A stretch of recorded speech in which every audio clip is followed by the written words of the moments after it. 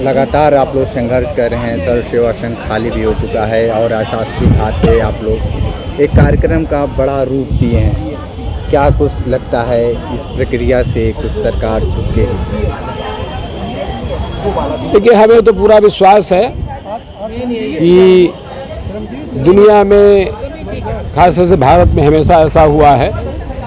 जब महाभारत काल में पांडवों को कह दिया गया कि भाई हम आपको कुछ भी नहीं दे, 5 गांव भी क्या सुई के बराबर भी नहीं देंगे, तो वो 13 साल तक घूमते रहे। जो राजा था वो 13 साल तक वनवास झेलता रहा। राणा प्रताप की आप कहानी जानते हैं। राणा प्रताप को भी जो है उनके राज्य से बेदखल कर दिया गया, तब भी वो लड़ाई लड़ते रहे और अंत में उन्होंने अपने राज्य को प्राप्त किया। तो मुझे पक्का विश्वास है कि यह सरकार चाहे जो कर ले, लेकिन कल उसको झुकना ही पड़ेगा और ये जगह और ये ज़मीन हमको देंगे ही। अगर ये नहीं देंगे तो जब भी सत्ता बदलेगी, 24 में या 84 में, जब भी बदलेगी, ये ज़मीन हमारे पास आएगी। मैं ये जानता हूँ, जो भी सत्ता आएगी वो बनवा करके देगी, क्योंकि ये गांधी की जगह है, विनोबा की जगह है, जयप्रकाश की है, जिन्होंने हमेशा दुनिया को दिया है। दूसरी बात मैं आपसे कहना चाहता हूँ कि ये जगह जयप्रकाश जी का है, जहाँ से इन्होंने अंगुली पकड़ करके अपनी राजनीति शुरू की है। शायद अगर जयप्रकाश जी के शरण में ये नहीं आए होते तो ये दिल्ली की गद्दी पर भी नहीं बैठते। लेकिन ये भस्मासुर हैं कि जिस जयप्रकाश ने इनको दिल्ली की गद्दी पर बैठने का अवसर दिया, आज उसी के भवन को गिरा रहे हैं।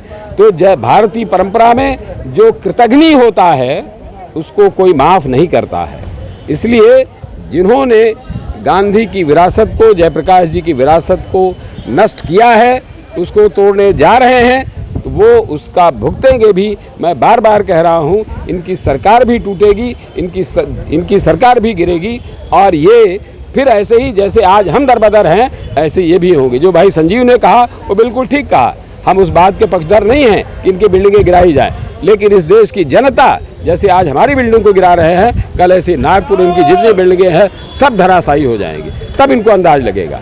आप जेल भी गए, क्या कुछ प्रशासन से आपसे बातें हुई? देखिए, प्रशासन तो कोई बात कर नहीं रहा है, क्योंकि प्रशासन का तो ये कहना बस एक ही बात होता है कि हमको ऊपर से आदेश है। मैंने कई बार पूछा कि भाई कौन सा ऐसा अदृश्य भूत है जो आपको परेशान कर रहा है, आप बताइए ना, हम उससे बात करेंगे, मिलेंगे, लेकिन वो बताते नहीं हैं। ये प्रशासन की सामान्य आदत है कि जो सत्ता में होता है, जो कहता है उसका हुक्म बजाते हैं। तो इसलिए वो उस शासन के गुलाम हैं जो कभी ख़त्म हो जाना चाहिए था, क्योंकि अब आज़ाद देश है, यहाँ जो ब्यूरोक्रेसी है वो भी आज़ादी के साथ रहना चाहिए। लेकिन अभी भी इस देश की ब्यूरोक्रेसी की मानसिकता वही है कि जिस जनता के टैक्स से, पैसे से ये तनख्वाह पाते हैं, उस जनता का सम्मान नहीं करते हैं, और जो उसी जनता के पैसे से ये प्रतिनिधि भी पलते हैं, उनकी बात को सुनते हैं। ये देश का दुर्भाग्य है, लेकिन वो भी समय बदलेगा। आप इमरजेंसी में भी जेल गए थे और 2 दिन पहले भी जेल गए थे जी। पहले में और अब में क्या कुछ अंतर देखे? दोनों में फ़र्क ये है कि तब जब हम जेल गए थे और उससे पहले भी, इमरजेंसी से पहले भी हम कई बार जेल गए थे, तब जेल में जो राजनीतिक कार्यकर्ता थे उनका सम्मान था, उनको ठीक से भोजन मिलता था, उनको ठीक से रहने की व्यवस्था थी। लेकिन अभी जो इस जेल में गए थे, उस जेल में जिस बैरक में इन्होंने किया था उसमें खड़े होने की भी जगह नहीं थी, और एक के ऊपर एक कैदी सो रहा था, वहाँ उन्होंने हमें डाल दिया। हमने कहा भाई मैं इसमें नहीं रहूँगा। हमने कहा अभी जेलर को बुलाओ, नहीं अभी हम जिंदाबाद मुर्दाबाद करेंगे, और जब तक जेलर नहीं आएगा तब तक हम यहाँ सोएंगे नहीं, हम बैठेंगे भी नहीं। आप बुलाओ नहीं, अभी हम हल्ला करना शुरू कर। तब उन्होंने कहा अच्छा आपको बगल में देते हैं। बगल की बैरक में थोड़ी सी जगह थी, वहाँ उन्होंने रखा, लेकिन वहाँ भी जगह नहीं थी, क्योंकि वहाँ भी भरे हुए लोग थे। तो ये ऐसे बर्बर लोग हैं कि जो एक सामान्य कैदी से अलग राजनीतिक कैदी, क्योंकि ये जो दिल्ली में हुक्मरान बैठे हुए हैं, ये तो दुर्भाग्य से कभी जेल नहीं गए, लेकिन फिर भी उसमें एक राजनाथ सिंह जैसे लोग हमारे साथ इमरजेंसी में जेल में थे, मुरली मनोहर जोशी जैसे लोग जो जेल में थे, उन्हें जेल का मर्म मालूम है। लेकिन उन्हें ये भी मालूम है कि जिस इंदिरा गांधी का हम लोगों ने विरोध किया था, वो इंदिरा गांधी रोज 70 ग्राम ही देती थी, दूध भी मिलता था, कपड़े भी मिलते थे और रोज बिस्तर बढ़िया सुंदर बना हुआ मिलता था। बैरक में हर एक के लिए एक एक व्यवस्था थी। और ये ऐसे लोग हैं जो राजनीतिक कार्यकर्ताओं का सम्मान भी नहीं करते हैं, भूसे जैसे भर दिया था। ये दोनों में फर्क है कि उन्होंने राजनीतिक कार्यकर्ताओं को सम्मान दिया और ये राजनीतिक कार्यकर्ताओं का अपमान करते हैं। जैसे आज उन्होंने हमें जेलों में ठूसा है, ऐसे कल ये भी जेलों में ठूसे जाएंगे। बनारस के शास्त्री घाट पे सर्वदलीय बैठक हुई है। जिस तरीके से बनारस सहित विभिन्न प्रदेशों में इस समय तत्काल हिंसा भी हो रहा है, जिस तरीके से सर्व सेवा संघ को लेकर हर लोग आहत है और उसको बचाने के लिए विभिन्न साथियों ने जेल भी गए। हमारे साथ हैं पूर्व सांसद राजेश मिश्रा जी। ये बताइए, जिस तरीके से सर्व सेवा को खाली कराकर वहाँ पे एक बोर्ड लगा दिया गया है और सीधे तौर पे कह दिया गया है कि यहाँ पे कोई आए नहीं, अब क्या लगता है कि वो सर्व सेवा संघ यानी गांधी की अस्मिता बचा पाएंगे ये लोग? देखिए, ना गांधी कभी मरा है ना गांधी कभी मरेगा। एक गांधी मरता है, सुबह दूसरा गांधी पैदा हो रहा है। गांधी एक विचार है, एक व्यक्ति नहीं है। आप विचारों को नहीं मार सकते, आप व्यक्ति को मार सकते हैं। इनके बोर्ड लगवाने से, ये तो पूरे हिंदुस्तान में लगवा सकते हैं कि हमारी सरकार है, ये ज़मीन आपकी नहीं है, कहीं लगवा सकते हैं, लगवा ही रहे हैं। इनको लोकतंत्र से, संविधान से कुछ ज़्यादा नहीं है। इन्होंने जो कार्रवाई कर सकते थे कर दिया है। अब हम लोग अपनी कार्रवाई करने जा रहे हैं और हम इसको लड़ेंगे। और हमने तो कह दिया है कि 6 महीने, 8 महीने, 9 महीने की बात है, 24 तक हम उसे फिर सर्व सेवा संघ को दिला देंगे। यहाँ की जिला प्रशासन की क्या रवैया है उसको लेकर? जिला प्रशासन देखिए चपरासी है, प्रधानमंत्री और मुख्यमंत्री का चपरासी है। उसके अंदर न कोई डर है, न कोई लोक लज्जा है और न कोई संवेदना है। लेकिन वो ये नहीं जानते कि सारी कार्रवाई सरकार प्रशासन को आगे करके कर रही है। कल के बाद जब सरकार नहीं रहेगी तो जब पूछा जाएगा तो इन अधिकारियों से पूछा जाएगा जो इस समय बनारस में कार्यरत है, ये लोग कहाँ जाएंगे? वो तो भारतीय जनता पार्टी के हैं, तमाम सारे घोटाले हैं, तमाम सारे आपराधिक मुकदमे दर्ज होंगे प्रधानमंत्री और गृह मंत्री पे, ये लोग तो भाग जाएंगे। बड़े अधिकारी पे ऐसे कैसे आप प्रश्न खड़ा कर सकते हैं कि ये लोग गलत हैं? 1960 में जिस जमीन की रजिस्ट्री हुई है सर्व सेवा संघ के नाम से, पैसा बैंक के माध्यम से पेमेंट किया गया है, बैंक में चेक है। 1960 से लेकर 1923 तक वो ज़मीन सही थी और जब ये सरकार आई है, ये अधिकारी आए हैं तो वो ज़मीन गलत हो गई है। इससे बड़ा प्रश्न क्या हो सकता है? कोर्ट में ये एक भी नोटिस नहीं दिया इन्होंने कि हम इसे कब्जा करने जा रहे हैं। अभी कोर्ट में केस चल रहा है, lower court, district court, high court, supreme court, कहीं पे फैसला नहीं हुआ। सुप्रीम कोर्ट ने कह दिया कि आप लोअर कोर्ट जाइए। लोअर कोर्ट आ गए, सर्व सेवा संघ लोअर कोर्ट आ गई। ये कोर्ट के फैसले का इंतजार नहीं कर सकते। कोर्ट क्या कह रहा है? तो ये बदमाशी और गलती किसकी है? ये गलती नहीं है, ये बदमाशी। 1960 से लेके और 23-22 तक बनारस में और कोई अधिकारी नहीं था। यही लोग। अधिकारी को आप क्या कहेंगे? ये अधिकारी निकम्मे हैं, सत्ता के दलाल हैं। किसी भी अधिकारी को सरकार के साथ रहना चाहिए, मैं ये मानता हूँ, क्योंकि सरकार कोई नियम बनाती है, उसे एक्सक्यूट करने का काम प्रशासन करता है। लेकिन ये एक्सक्यूट नहीं कर रहे हैं, ये उनकी चमचागिरी में व्यस्त है। आप जमीन को किसी बड़े उद्योगपति को देंगे, वहाँ पे माल बनेगा।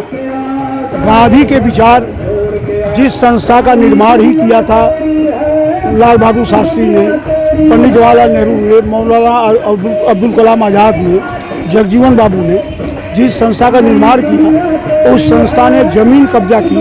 राजेंद्र प्रसाद जी राष्ट्रपति थे, उनका उस पर हस्ताक्षर है। लाल बहादुर शास्त्री जी रेल मंत्री थे, उनके आदेश से वो ट्रांसफ़र हुआ है। वो सब लोग गलत थे और यही सही है। अच्छा, मान लीजिए कि इस सरकार में अगर वो नस्ताबूद हो जाता है, अगर आपकी सरकार आती है या इंडिया की सरकार आती है, तो क्या कुछ करेंगे? उस समय बताएगा, उसमें मैं अभी कुछ नहीं बोलूँगा, समय बताएगा। और हमें लगता है जो लोग इसमें इन्वॉल्व हैं, इनकी बहुत ज़्यादा दुरुस्ती होगी। ठीक है, आप क्या कहेंगे जिस तरीके से सर्व सेवा को खाली करा दिया गया है, बहुत सारे परिवार बहुत आहत में हैं। देखिए, ये सरकार अपनी तानाशाही के बल पर जिस तरीके से लोगों की आह ले रही है, उन परिवारों का आह ले रहा है, उस महिला का, उस बच्चों का, बताइए ये संवेदनहीनता ही है प्रशासन की कि 5:30 बजे और 6 बजे भोर में जा कर के कोई आदमी सोया है, बच्चे सोए हैं, किस हालत में औरतें सोई हैं, किस हालत में उनका सामान है, और उनको उठा करके एकाएक बाहर फेंक दिया गया। गांधी जी की जितनी भी किताबें थी, पुस्तकालय में जितनी किताबें थी, उसको उठा के फेंक दिया गया है। ये निश्चित रूप से बहुत ही संवेदनहीन कार्य है इस प्रशासन की। प्रशासन को कहीं न कहीं निश्चित रूप से जनता के लिए बैठा हुआ है, जनता का काम करना चाहिए। सरकारें आती जाती रहती हैं, सरकारों का निर्देश मिलता रहता है, लेकिन लोकल स्तर पे जो जनता होती है, जनता के हिसाब से लोगों को कार्य करना चाहिए। प्रशासन अपने आप को मुख्यमंत्री समझ रही है। देखिए, ये यही उनकी तानाशाही है और यही गलत कार्य कर रहे हैं। कल को अगर गवर्नमेंट बदलती है तो निश्चित रूप से इसका खामियाजा उनको भुगतना पड़ेगा।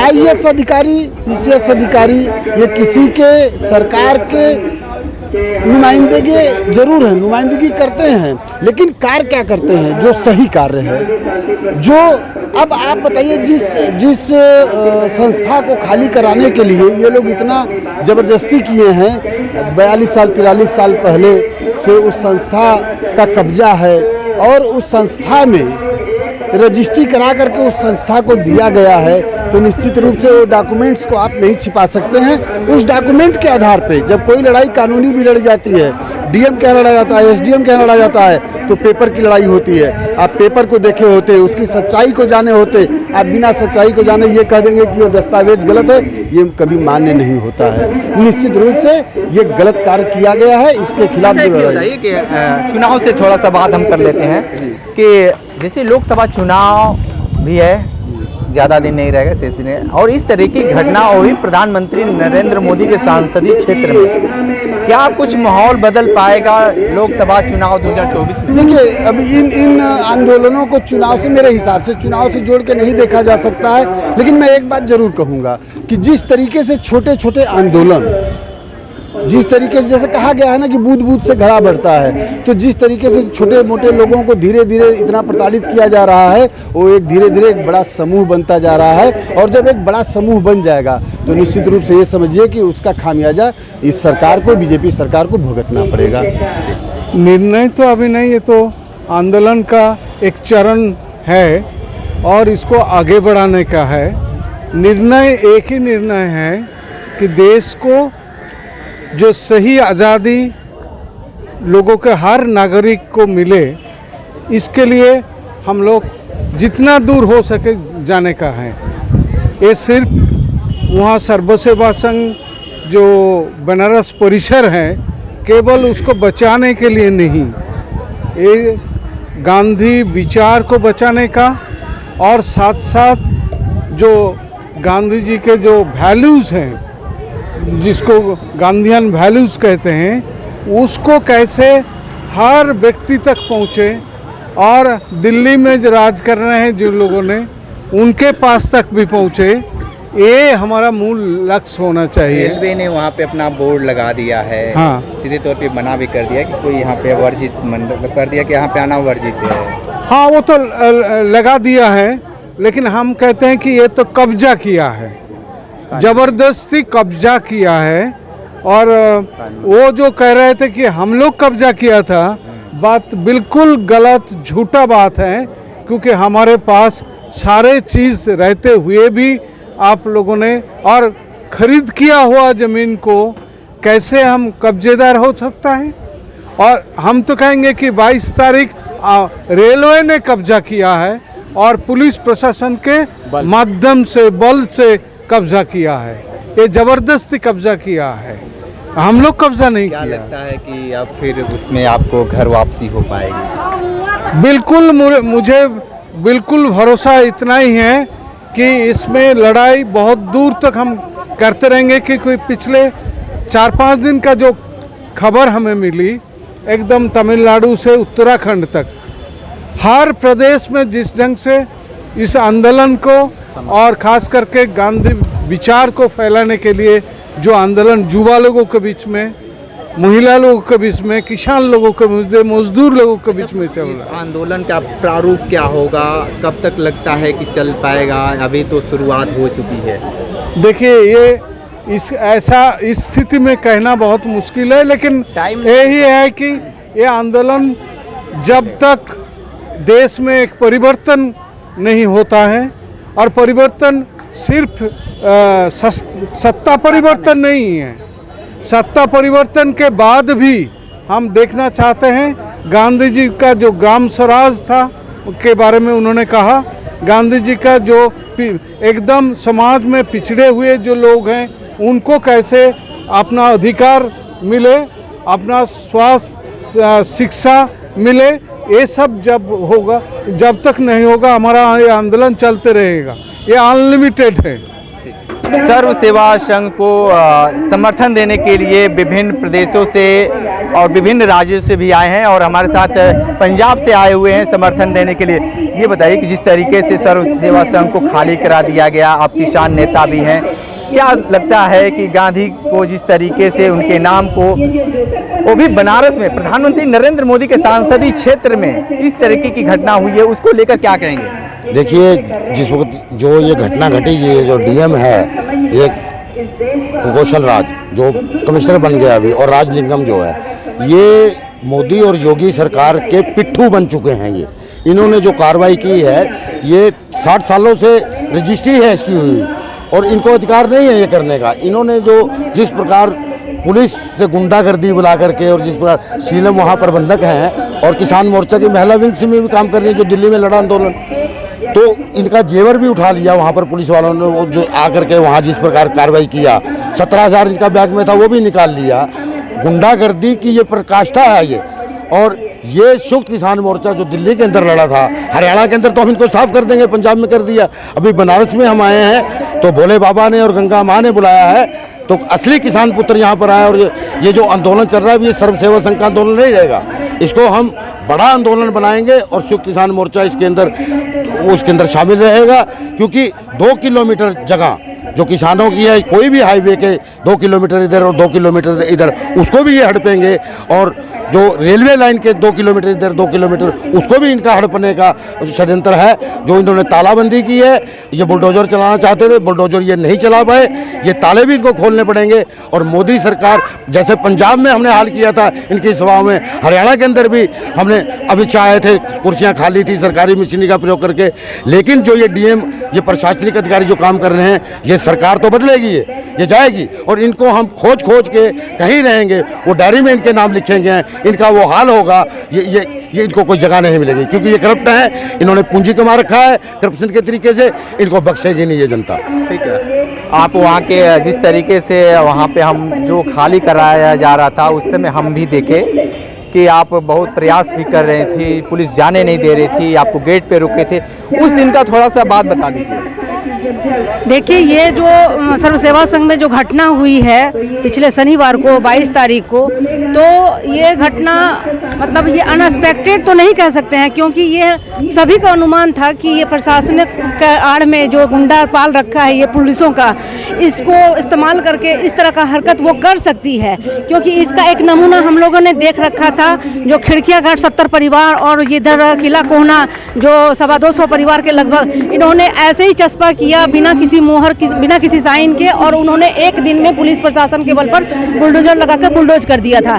लेकिन हम लोगों को जो ये सत्याग्रह कर रहे थे, इसकी एक ताकत थी हम लोगों के साथ में, तो हम लोगों ने ये सोचा कि चलो कम से कम सत्याग्रही और महात्मा गांधी के विरासत को इतनी हिमाकत, शायद ये सत्ता 2024 को भी ध्यान में रखकर, और ये सरकार शायद ऐसी हिमाकत नहीं करे, लेकिन ये कुछ भी कर सकती है, इसका हम लोगों को अनुमान था, जिसका ये परिणाम पिछले शनिवार 22 तारीख को इन्होंने दिखाया। मेरे घर से तो मैं तो बाहर घर से निकली हुई थी 2 दिन से, क्योंकि मेरे परिवार में मेरी मदर इन लॉ वगैरह आई हुई थी, और मेरे अब्सेंस में मेरे घर से ताला तोड़कर और मेरे जेवरात, मेरे कुछ कैश जो मेरे पर्स गलती से वहाँ रह गए थे, उन्होंने पूरा कूड़ेदान में फेंका था, एक एक को निकाला था, उसमें से चैन खोल रखा था। तो ये कहते हैं कि गुंडागर्दी भी किया था, और ये लाइसेंसी गुंडा जो ये प्रशासन के रूप में वर्दी धारक, जिसको देखकर हम लोग गर्वान्वित फील करते हैं उनके शरीर पर वर्दी देखकर, लेकिन आज मुझे उस दिन इतनी घृणा हो रही थी। मैंने वो सारी राष्ट्रीय भाषा जो होता है गांधीयन भाषा में तहजीब लग रहा था कि मैं भूल जाऊंगी। मैंने क्या किया मुझे कुछ याद नहीं है, लेकिन मुझे ये देख कर ताज्जुब हो रहा था कि ये गुंडागर्दी का जो लाइसेंस दे रखा है, और जिस तरह का ये नीरो बने बैठे हुए हैं, ये हिटलर को भी मात कर रहे हैं। नरेंद्र मोदी सरकार में जो नरेंद्र मोदी को मैं खास करके उनको, जो योगी मोदी की सरकार को मैं ये कहना चाहती हूँ कि अगर 2024 में आएंगे तो ये नहीं, मुझे नहीं लगता है, क्योंकि मैंने इस संकल्प कर रखा है कि बनारस में हर घर में मैं राष्ट्रीय किसान नेत्री भी हूँ, और सर्वोदय में यहाँ पर सर्व सेवा संघ की प्रबंधक भी हूँ। मुझे ये लगता नहीं है कि अब ये दोबारा आनी चाहिए। इसका मैंने ये संकल्प उसी दिन लिया। ये मुहिम मैं पूरे देश में चलाऊंगी कि ये कम से कम बनारस में तो बिल्कुल नहीं, पूरे देश से ये सत्ता उखाड़ के फेंक दी जाए, और ये गांधी विरासत फिर से वापस हम लोग लाने के लिए आंदोलन, ये सत्याग्रह सतत आंदोलन हम लोग ये जारी रखेंगे। ये किस तरीके से ये लोग नाराज़ हैं सर्व सेवा संघ को लेकर, आने वाले वक्त में जिला प्रशासन और रेलवे प्रशासन क्या कुछ नया मोड़ करती है। हमारे साथ बने रही कांडी बनारसी के साथ, हमें दीजिए इजाज़त। नमस्कार।